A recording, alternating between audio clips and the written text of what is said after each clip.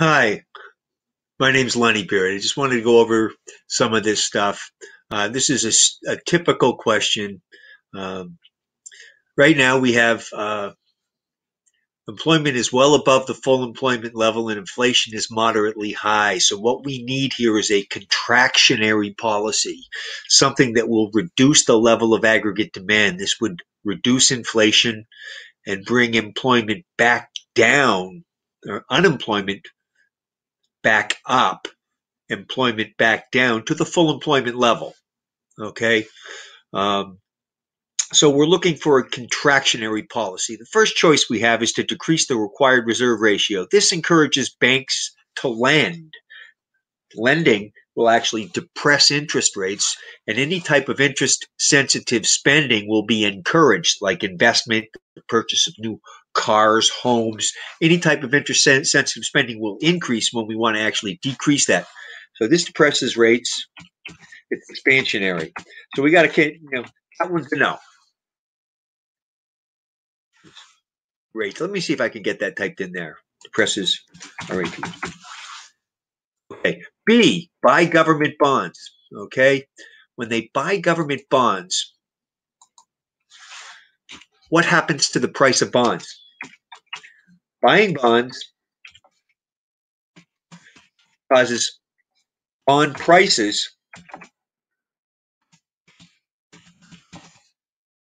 to rise. Okay, there is an inverse relationship between a bond's price and its yield to maturity. That is, if the bond price rises, the yield falls.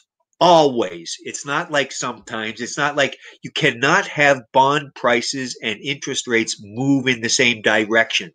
Because if you know the bond's price, you can determine what the interest rate is. If you know the interest rate, you can determine what the price is. Okay, so buying bonds causes bond prices to rise, interest rates fall, and this stimulates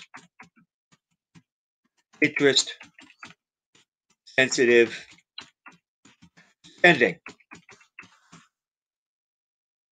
Okay, target a lower Fed funds rate. All right, this is going to be, again, encouraging banks to lend. Anything that's encouraging lending is going to push down rates.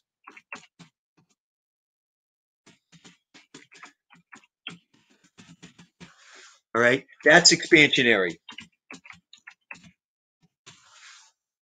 All right, increase the income tax. Well, that is contractionary, but the Federal Reserve has nothing to do with that.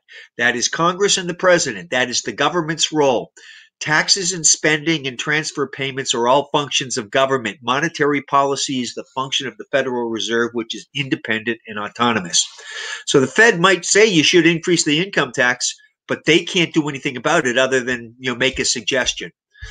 That leaves the final answer. Selling government bonds is going to depress bond prices, which will push up yields. All right. So the correct answer is E. D is not Fed's role. And E is correct.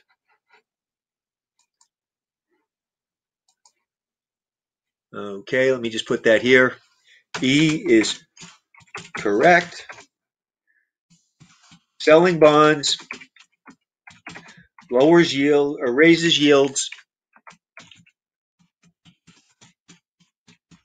depressing interest sensitive spending. And therefore aggregate demand.